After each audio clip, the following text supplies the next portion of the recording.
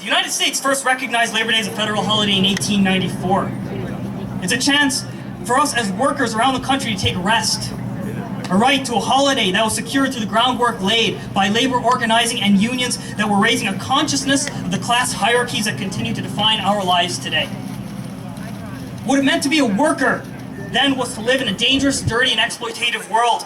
It was a world where the worker's life, health, safety, family, and very future was squeezed out in the gears of industry so that oligarchs of their time could hoard the wealth and prosperity those workers produced.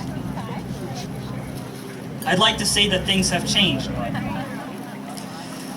And it chewed through all. Children, immigrants, minorities, and every man and woman just trying to survive in a world where the rich get richer and everyone else seems to get left behind. But a holiday does not change these things. But its meaning as a symbol of strength and unity for the workers of our country and the courage it takes to stand up for our rights as workers in America. Those rights that are secured by the labor rights movement that we should never forget.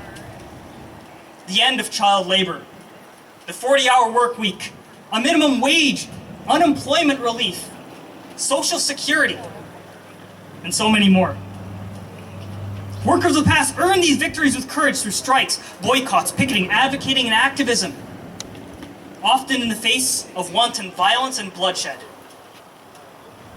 On Labor Day, we honor their sacrifice, the sacrifices of those who came before us. But we also remind ourselves that the battle for safe, just, and inclusive labor for workers in America is a fight that we continue to fight today. And it's a fight that isn't just in DC.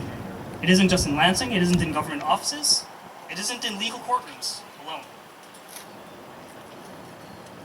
I've spoken with members of our community and I've thought about how it reflects upon my life too. It's fought in our grocery stores and our gas pumps. It's fought over childcare availability and affordability. It's fought over our homes and apartments and the price of a roof over our heads.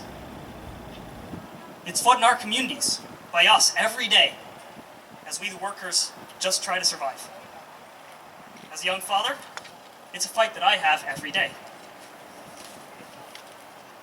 My daughter was born last year, July 25th, 2024, 6 pounds, 7 ounces. Anyone who has children has to share in the puzzle of how such a small creature can completely destroy and change your world. You start to see everything differently. Your house becomes a den of traps. Every electric socket, ledge, table edge, and dirty corner is not just a feature of home, but a threat.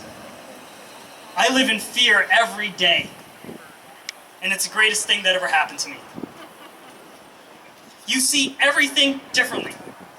And that includes what it means to be a worker in a place like the Copper Country. Our cost of living has risen dramatically over the last few years, and wages have not kept up. If you pay attention to real estate, you would see just how much. Houses are twice, sometimes 3 times as expensive as they were less than a decade ago. And although this sounds like just money talk, it really isn't, is it?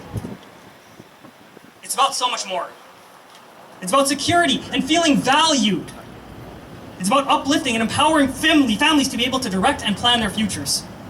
It's about being able to rest and just be with one another. It's about life. And not just in the workplace, but the life we have outside of it. And the growing wealth disparity in this country, driven by greed and billionaires, is not just an attack on workers through wages, but an attack on the very lives we hope to build for ourselves and our families. And it has broken essential industries for the working fabric of our communities. It's only when we all stand up, wherever we are, however we can, from whatever positions we hold, to the extent of our abilities and our voice, can we secure a better future for us. A better future for our children. And in my case, a better future for my daughter. Labor Day. It's about securing a future in a world that seems unwilling to improve things for workers like you and me and our families that depend on us. A world that seems hell-bent on eroding the hard-won labor rights that help us keep America working. As we listen to the perspectives and the stories that our speakers will share with you today, always be thinking not just in terms of the rights our forefathers fought for us to enjoy, but also how we can defend those rights today, from within wherever we work, and to pressure our workplaces to be better, to do better, for us, for our families, and for our futures. We don't have a choice. Tomorrow depends on it. So thank you all for taking the time, the energy, and bringing the hope that we can have a great Labor Day together, enjoy each other's company, listen and enjoy some music, and just be with one another for the next few hours. Thank you for hearing my words. There will be better ones coming up.